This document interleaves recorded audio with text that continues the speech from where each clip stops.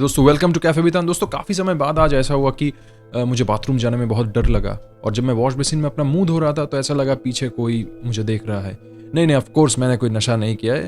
दरअसल क्या है कि मैंने एक हॉरर फिल्म देखी। यूजुअली मैं हॉरर फिल्म देख के उतना नहीं डरता, कुछ हॉरर फैंस की तरह। लेकिन जब तक कि मैंने ये फिल्म ना देखी हो। दोस्तों फिल्म का नाम है स्माइल, जो 2022 में रिलीज़ हुई थी। और लेकिन 2023 में जब ये फिल्म अमेजॉन पे हिंदी डब होकर रिलीज हुई तब भारतीय जो सिने लवर ऑडियंस है उनकी रडार में ये फिल्म आई। मेरी रडार में भी ये फिल्म तब आई थी, लेकिन कोई पर्सनल प्रॉब्लम के चलते मैं तब वीडियो अपलोड नहीं कर पाया। तो ठीक है दोस्तों, और फिल्म के बारे में देख लेते हैं। फिल्म के डायरेक्टर है पार्कर फिन, जिनकी ये पहली फिल्म है। इससे पहले वो एक शॉर्ट फिल्म बना चुके हैं जिसका नाम है लॉरा हैजंट स्लेप्ट, मतलब लॉरा सोई नहीं है। उसी शॉर्ट फिल्म के ऊपर बेस करके ये पार्कर फिन की पहली फुल लेंथ फीचर फिल्म है। अब चलिए दोस्तों कहानी को एक बार देख लेते हैं। दोस्तों कहानी बेसिकली एक बहुत ही खतरनाक इविल स्पिरिट और एक कर्स यानी श्राप के ऊपर बेस्ड है। तो वो कर्स या श्राप कुछ यूं है कि उस इविल स्पिरिट द्वारा पॉजेस्ड इंसान बहुत ही ब्रूटल वे में अपनी जान ले लेता है और उसको लेते हुए जो देखता है यानी जो विटनेस है उसकी भी मौत 4-6 दिन के अंदर हो जाती है। फिर वो विटनेस जब किसी के सामने किसी को साक्षी या विटनेस रख के मरता है, फिर वो विटनेस भी अफेक्ट हो जाता है। उस विटनेस की जान भी 4-6 या वटेवर 7 दिन के अंदर चली जाती है। तो लेकिन इस पैटर्न को ब्रेक या बाईपास भी किया जा सकता है अगर वो अफेक्टेड विटनेस किसी और की जान ले ले, किसी और विटनेस को गवाह रख के। तो वो जिस विटनेस को गवाह रखता है उस विटनेस उसकी जान लेने के बाद वो विटनेस को वो श्राप लग जाता है और वो बच जाता है। तो यही कुल मिला के कहानी है। और इसी भयंकर कर्स या पैटर्न में एक लेडी साइकियाट्रिस्ट डॉक्टर जो है फंस जाती है। अब देखना यह है कि वो बच पाती है या नहीं। चलिए दोस्तों अब डायरेक्ट चलते हैं कि फिल्म कैसी है। दोस्तों फिल्म की जो कहानी है वो इटसेल्फ बहुत ज़्यादा यूनिक है। मतलब अक्सर हम हॉरर फिल्मों में देखते हैं कि एक फैमिली एक घर में रहने आती है, फिर माँ या बाप या बच्चे इफेक्ट पॉजेस्ड हो जाते हैं। फिर पता चलता है उस घर में एक बूढ़ी औरत रहती थी जो बहुत पहले मर चुकी है, उसी का भूत सबको मार रहा है, डिस्टर्ब कर रहा है। यहाँ वो कहानी नहीं है, बहुत यूनिक है और वो मैं रिपीट नहीं करूंगा क्योंकि मैं ऑलरेडी कहानी क्या है बता चुका हूँ। दूसरी तरफ अगर आप हॉरर फिल्म को गौर से देखें, आज के टाइम के जो हॉरर फिल्म्स हैं वहाँ वो बड़े बड़े दांत और बड़े बड़े नाखून और लाल आंखें और मुंह से खून निकल रहा है और चिल्ला चिल्ला के भूत आ रहा है, ये जो पैटर्न है ये बहुत कम हुआ है। अधिकतर जो हॉरर फिल्में हैं वो बेसिकली जो build up tension jump scare moment, build up tension jump scare moment, अच्छी प्रेजेंटेशन, कहानी और अंत में जाके भूत के साथ इंटरेक्शंस होती है। भले ही वो भूत को हरा पाए ना हरा पाए वो तो कहानी के ऊपर है। भले ही वो चीज़ बचकानी लगे ना लगे वो तो मतलब इंटरेक्शन जो एंड का है वो बचकानी लगे ना लगे वो तो डायरेक्टर की मेकिंग के ऊपर है। लेकिन ये पैटर्न है, ये फिल्म भी वो पैटर्न फॉलो करती है, लेकिन अंत में जो इंटरेक्शन है वो बिल्कुल भी बचकानी नहीं लगती। काफ़ी फिल्मों में लगती है। सच में अंत में जो भूत के साथ जो इंटरेक्शन है वो जो अजीब अजीब से शेप्स ले रहा है और खासकर वो जिस तरह से पॉजेस करने का जो स्टाइल है, आम जो हॉरर फिल्मों में ऐसी दिखाई जाती है कि एक लड़की लेटी है और वो हवा में लेटी अवस्था में उड़ गई। तो ये जो टिपिकल पोजीशन वाली जो सीन है ये बिल्कुल फॉलो नहीं करती, थोड़ी यूनिक है और डरावनी है। तो एंगेजमेंट भरपूर बनी रहती है भूत के साथ इंटरेक्शन सीक्वेंस में। और दूसरी तरफ ये है कि फिल्म की जो बैकग्राउंड म्यूजिक है वो इतनी यूनिक है कि मैं क्या कहूँ।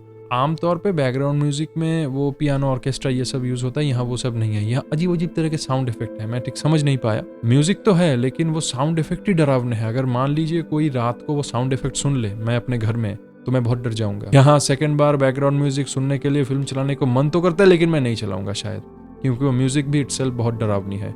अगर मैं दोस्तों शॉट्स की बात करूं तो काफ़ी उल्टे शॉट्स हैं। मतलब क्या कहते हैं इसे, शायद 360 तो शायद नहीं कहते, 180 डिग्री उल्टे शॉट्स है कुछ ऐसे। तो ये थोड़े मतलब ये चीज़ मुझे थोड़ी यूनिक लगी HD में, उस तरह के शॉट्स और इम्पैक्ट बढ़ाने के लिए यूनिक बैकग्राउंड म्यूजिक। फिल्म की एक और चीज़ जो बहुत ही ज़्यादा ज़बरदस्त एक मतलब क्वालिटी से भरपूर है वो है शॉक वैल्यू। मतलब जो सीन फिल्म में आपको चौंका देती है कि आपने उम्मीद नहीं की होगी कि यहाँ ये होने वाली है, वो इतनी वेल स्ट्रक्चर्ड है कि मैं क्या कहूँ। ये शॉक वैल्यू बेसिकली कुछ जगह स्ट्रॉन्ग विजुअल्स हैं, मतलब वायलेंस टाइप के, ब्लड शेड है, और कुछ जगह पे आप कह सकते हैं कि हेलुसिनेशन के ऊपर बेस्ड है। तो ज़बरदस्त शॉक वैल्यू, मैं बहुत डरा। दूसरी तरफ फिल्म की अगर मैं एडिटिंग की बात करूँ तो फिल्म 1 घंटे 57 मिनट की है, लेकिन 1 घंटे 52 मिनट पे ही शायद फिल्म ख़त्म हो जाती है। फिर नाम वगैरह दिखाते हैं एंडिंग में, एंड क्रेडिट्स में। तो मुझे एक पल के लिए भी ये नहीं लगा कि फिल्म थोड़ी मतलब क्या बोलूँ बहुत फास्ट जा रही है अगर फिल्म की लेंथ थोड़ी बड़ी होती तो अच्छा लगा। मुझे ये भी नहीं लगा कि अरे यार फिल्म बहुत स्लो है, बोर कर रही है। मुझे एकदम ऐसा लगा कि जो फिल्म की लेंथ है उसके हिसाब से बिल्कुल बैलेंस टेम्पो क्रिएट करती है, जिसके तहत हम कैरेक्टर से भरपूर मात्रा में जुड़ पाते हैं और हमारी एंगेजमेंट जो लेवल है वो थोड़ी बहुत अप डाउन होती है, लेकिन वो बहुत नहीं गिरती, एक स्टैंडर्ड पॉइंट पे हमेशा बनी रहती है।